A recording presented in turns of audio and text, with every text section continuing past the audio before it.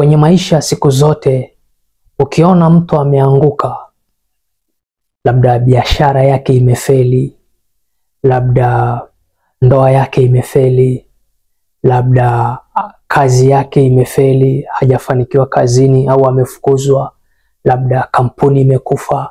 Ukiona mahali popote nchi ilikuwa na amani, hakuna tena amani. Ukiona mahali popote pale ambapo kuna anguko la mtu, la taasisi, la biashara, la ndoa, mahali popote pale palipo na anguko, halikutangulia anguko mahali pale.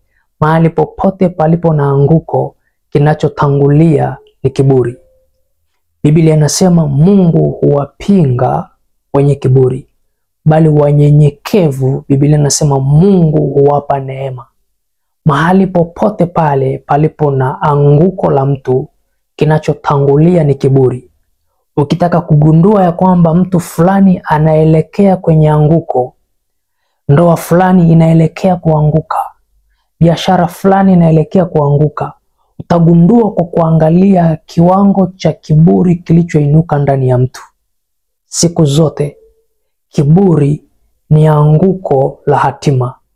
Kiburi ni mtu anajichimbia mwenyewe anguko. Kitu cha ajabu sana, ukiona nchi, cha ajabu sana ni kwamba siku zote kazi ya kiburi ni kuziba masikio ya mtu kusikiliza wale wanaomshauri kwa nia njema. Ukiona mtu ameanguka ni kwamba si kwamba alikuwa hajapata ushauri. Asilimia kubwa wanapata ushauri lakini hawaoni kama una maana.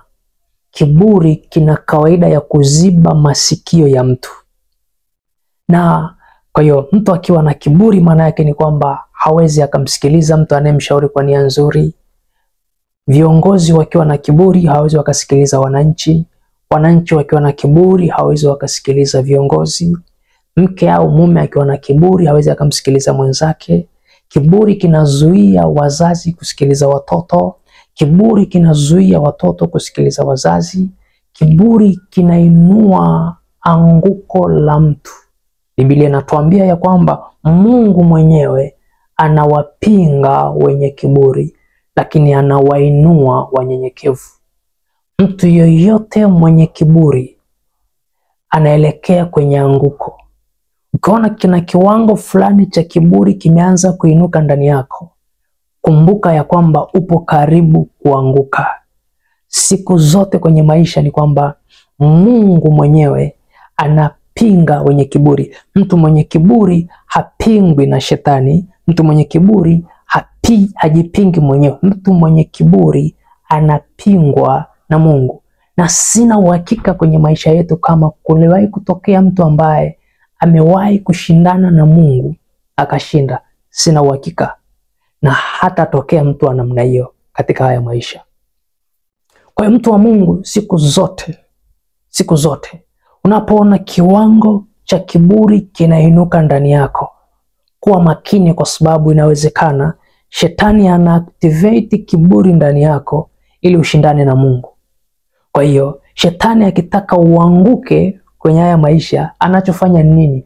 Anainua kiburi ndani yako, kwa sababu anajua kanuni ya Mungu inasema kwamba anawapinga wenye kiburi. Kwa hiyo akiinua kiburi ndani yako, anajua ya kwamba hutashindana tena na shetani. Anajua utakuwa unashindana na Mungu ili kusudi uanguke. Watu wengi sana wameanguka kwa sababu ya viburi. Familia nyingi sana zimevurugika kwa sababu baba hataki kumsikiliza mama, mama hataki kumsikiliza baba. Ndoa nyingi sana zimevunjika kwa sababu ya kiburi. Nchi nyingi ambazo zilikuwa na amani zimepoteza amani kwa sababu ya kiburi. Viongozi wamekuwa na viburi, wananchi wamekuwa na viburi. Siku zote ili maisha yaweze kusogea, ni muhimu sana tukajifunza kupeana masikio. Wakati mwingine sikiliza watu wanaokushauri kwa nia njema.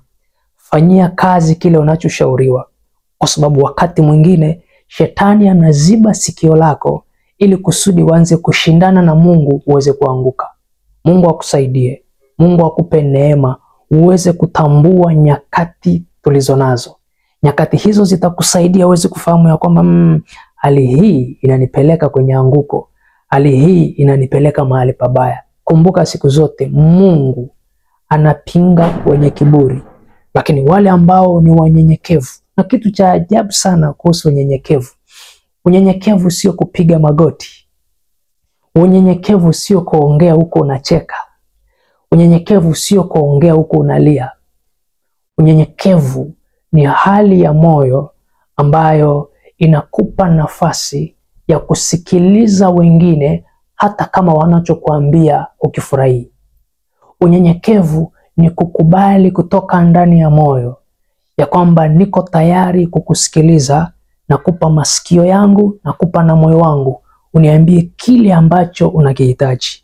Unyenyekevu, mtu anaweza akawa hana sura inayofanania na unyenyekevu, lakini moyo wake ukawa na unyenyekevu. Unyenyekevu ni hali ya kupondeka kwa moyo, kukubali ya kwamba huyu mtu anaweza akawa na mawazo mazuri kuliko ya kwangu.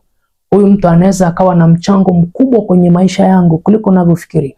Unyenyekevu ni kuwapa wengine nafasi na kuwajali wengine. Hiyo ndiyo maana ya unyenyekevu. Mungu atupe neema na Mungu akupe neema ya kusimama katika unyenyekevu. Kiburi ni anguko. Ukiona kiburi kimeanza kuinuka ndani yako, kumbuka upo karibu kuanguka. Mungu akusaidie uweze kutambua ya kwamba kiburi kimeinuka ndani yako, na akusaidie uweze kushinda hali hiyo.